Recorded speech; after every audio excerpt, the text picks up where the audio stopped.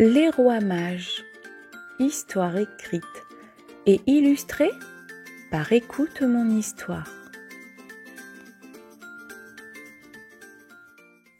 Il était une fois, il y a très longtemps, dans des pays lointains, 3 hommes sages. Ils s'appelaient Melchior, Gaspard et Balthazar. Chacun vivait dans un royaume différent. Mais ils avaient une passion commune, les étoiles. Ces 3 amis aimaient passer leur nuit à observer le ciel, à chercher des signes et à raconter des histoires sur les constellations. Un soir, une étoile plus brillante que toutes les autres apparut dans le ciel. Elle scintillait si fort qu'elle semblait illuminer la nuit entière. Melchior, depuis son palais en or, fut le premier à la remarquer. « Quelle étoile étrange !» murmura-t-il. « Cela doit annoncer quelque chose d'extraordinaire. » De son côté, Gaspard, enroulé dans son manteau rouge pour se protéger du froid, leva les yeux. « Une étoile comme celle-ci ne peut être qu'un guide, » pensa-t-il. « Je dois savoir où elle mène. »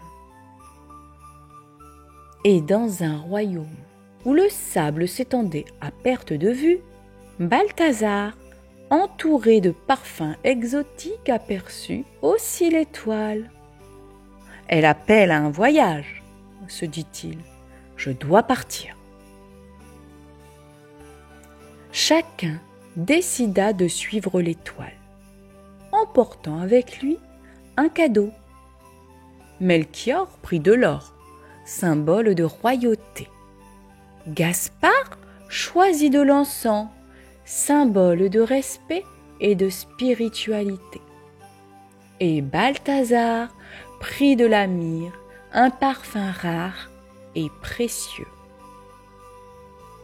Ils voyagèrent plusieurs jours, traversant des déserts brûlants et des montagnes enneigées.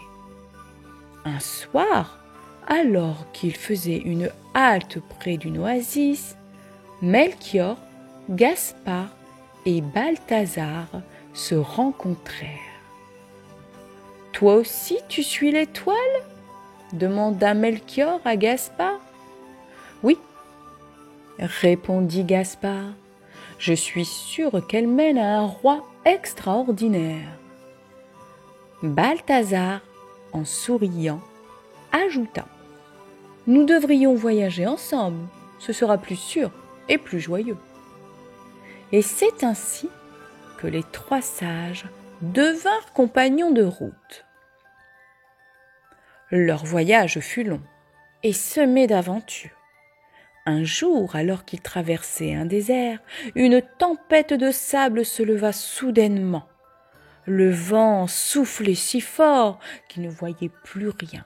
« Ne perdons pas espoir, » dit Melchior. « Regardez, l'étoile est toujours là. » Ils se couvrirent avec leurs capes et continuèrent à avancer, guidés par la lumière de l'étoile. Une autre fois, dans une forêt dense, des animaux sauvages les entourèrent.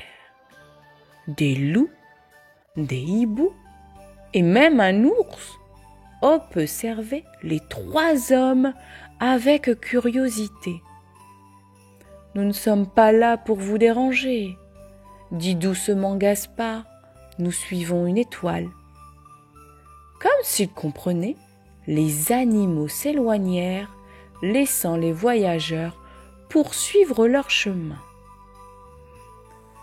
Après des semaines de marche, les rois mages arrivèrent à Jérusalem, une grande ville animée, là où ils décidèrent de demander leur chemin. « Où est le roi qui vient de naître ?» demandèrent-ils aux passants. Les habitants furent surpris. Un roi? Mais personne n'avait entendu parler d'un tel événement. La nouvelle arriva aux oreilles du roi Hérode, qui régna sur le pays. Jaloux à l'idée qu'un autre roi puisse prendre sa place, Hérode invita les 3 sages à son palais. « Trouvez cet enfant, dit-il avec un faux sourire, et revenez me dire où il se trouve pour que je puisse moi aussi l'honorer. » Mais les 3 sages sentaient qu'Hérode n'était pas sincère. « Soyons prudents, » murmura Melchior à ses compagnons. L'étoile les guida finalement jusqu'à un petit village nommé Bethléem. Là, l'étoile sembla s'arrêter au-dessus d'une étable modeste. « Une étable ?» demanda Balthazar. « Comment un roi peut-il naître ici ?» Mais en entrant, ils virent un bébé endormi dans une mangeoire, entouré de ses parents, Marie et Joseph. Malgré la simplicité des lieux, une grande paix et une lumière douce remplissaient l'air. Melchior s'agenouilla et posa l'or devant l'enfant. « Pour toi, un roi qui apportera la justice et la paix. » Gaspard déposa l'encens. « Pour toi, un roi qui guidera les cœurs et les âmes. » Et Balthazar offrit la myrrhe. « Pour toi, un roi précieux qui changera le monde. » Marie et Joseph les remercièrent avec émotion. Cette nuit-là, les 3 sages firent un rêve étrange. Un ange leur apparut et leur dit de ne pas retourner chez Hérode, car ses intentions n'étaient pas bonnes.